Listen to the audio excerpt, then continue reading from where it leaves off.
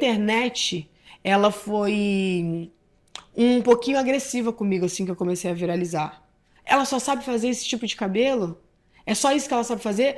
Quando as pessoas falaram pra mim assim, ela só sabe fazer isso, putz, mexeram com Mariana, né? Agora que eu conheço meu perfil comportamental, então, eu sou uma dominante influente. Se você fala pra mim que... Você não consegue, fala, Ah, o quê? eu consigo. Você O que é eu quiser, eu louco, vou consigo. conseguir, eu vou fazer e vai ser isso. E eu comecei a fazer várias cores diferentes. Então começaram a surgir vários quadros nessa mesma linha. Porém, eu comecei a desenvolver o meu intelecto para um conhecimento um pouco maior sobre aquilo que eu já fazia há muito tempo.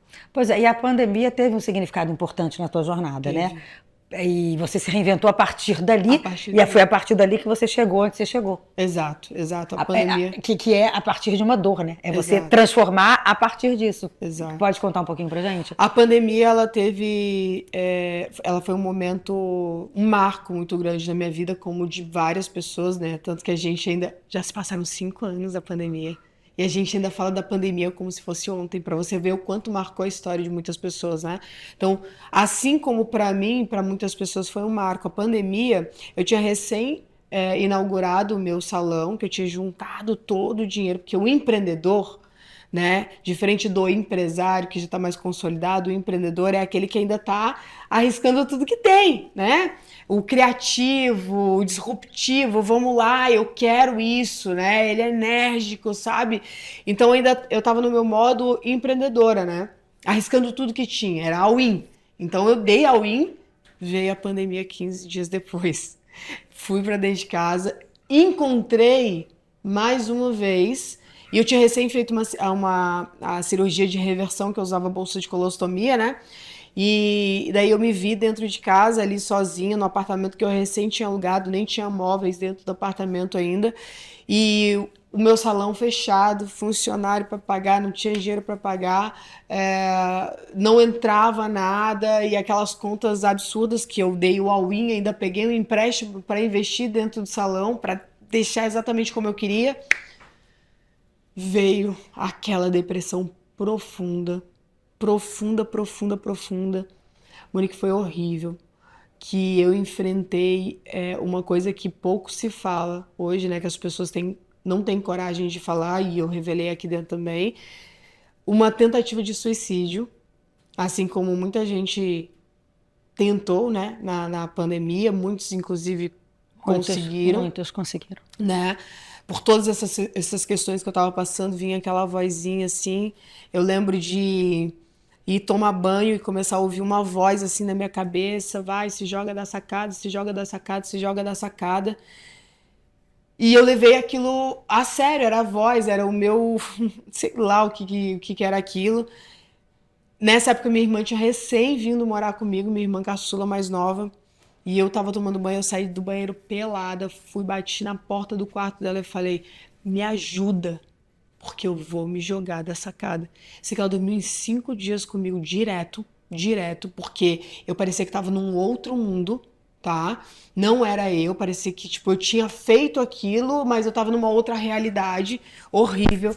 E eu só fui sair disso, de fato, dessa sensação do medo, né, constante, depois que eu comecei a terapia. Foi onde eu conheci a terapia, né, pela primeira vez eu tive contato com um terapeuta. Um grande amigo meu falou assim: Gê, eu tenho um amigo terapeuta para te indicar, ele vai te ajudar a sair dessa.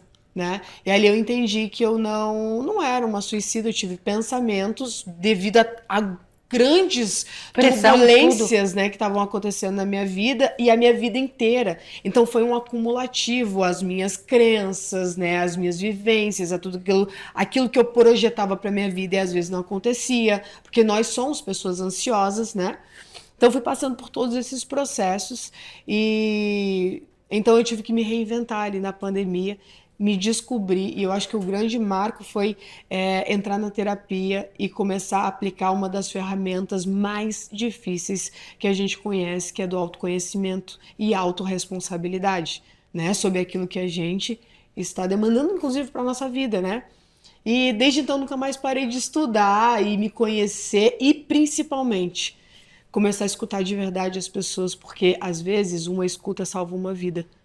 Salva uma vida. Foi a partir daí que minha vida começou a mudar, através da escuta. A gente ficou até emocionada com ela se abrir e falar isso, porque isso mexe com a gente, porque a gente se identifica, né? E como que você fez? Porque você, nas redes sociais, tem milhões de seguidores e tal. Como é que... Porque acho que as pessoas têm curiosidade. Eu sei que você já fala sobre isso, já foi em outros podcasts, mas o meu público é o público que talvez tenha essa curiosidade. Legal. Meu Deus, como é que ela virou a chave? Então tá, pandemia, esse caos, essa dor, esse sofrimento. Qual foi o pulo do gato? Então, o pulo do gato ele não aconteceu logo em seguida, né? Eu saí disso com um educacional muito forte, então trabalhei bastante educacional, comecei a vender cursos online, fazer mais cursos presenciais também. Ah, você entrou pro digital. Entrei pro digital, né? Na própria pandemia mesmo. Porque a maneira de me resgatar todos os dias e não me sentir sozinha era com o público da internet.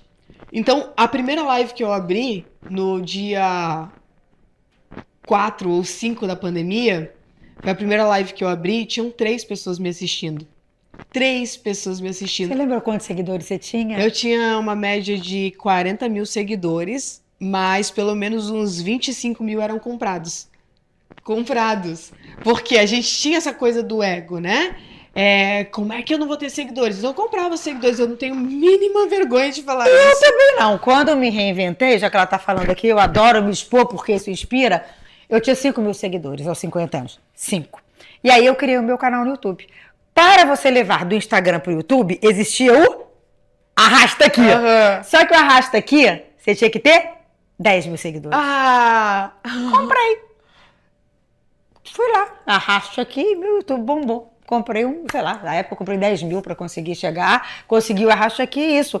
Eu acho que não é uma boa coisa comprar, não. Sabe por quê? Furada. Vou te falar por quê. Porque estraga depois o teu Instagram para entrega, né? E não só isso, não são pessoas de verdade. Eles não vão interagir. Eu não indico, contigo. não, mas eu não tinha essa consciência 7 anos atrás. Eu só queria o arrasto aqui. Fui lá e comprei. Eu não tenho a mínima vergonha de falar disso.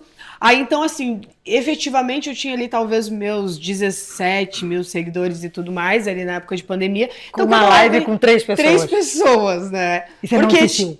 Hã? E você não desistiu? Claro que não, no dia seguinte, 3 pessoas. Pra mim já era bastante gente assistindo. 3 pessoas, são 3 pessoas, né?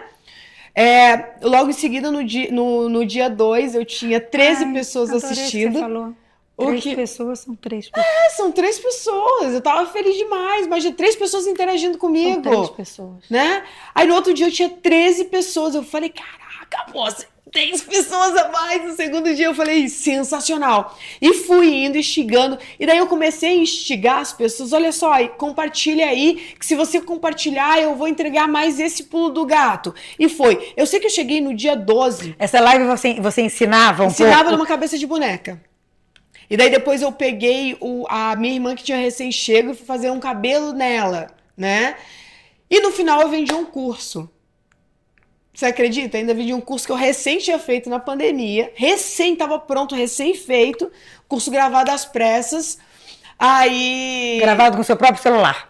Não, esse foi gravado com uma câmera mesmo, porque na época eu tinha uma agência de marketing, que logo depois fechou e tudo mais. Não, eu tive muita frustração com a sociedade. Mas tudo bem, a gente aprende, são degraus, né? E daí, logo em seguida eu vendi esse curso, né? Mas foram 12 dias de entrega, sem absolutamente nada, era só entrega. Tanto que eu tenho gente que me segue até hoje e fala assim, na época da pandemia você me ajudou, virei outra profissional depois daquilo ali e tal, não sei o que, foi muito bacana. E eu cheguei no final do 12º dia com 1000 pessoas me assistindo. Olha o que a constância faz. E se eu tivesse desistido no primeiro dia, porque tinham 3 pessoas, não são 3 seguidores, são 3 pessoas me assistindo. E se eu tivesse desistido ali? Eu acho que as pessoas elas começam a olhar, e foi que eu falei aquele dia lá no palco, inclusive, que as pessoas não olham as redes sociais como pessoas, né? Elas olham como seguidores, são mais números. E é isso que as pessoas esperam o tempo inteiro, números. Mas você tem relacionamento com esses números? Não. Sabe por que não? Porque aquelas pessoas para você não têm relevância nenhuma.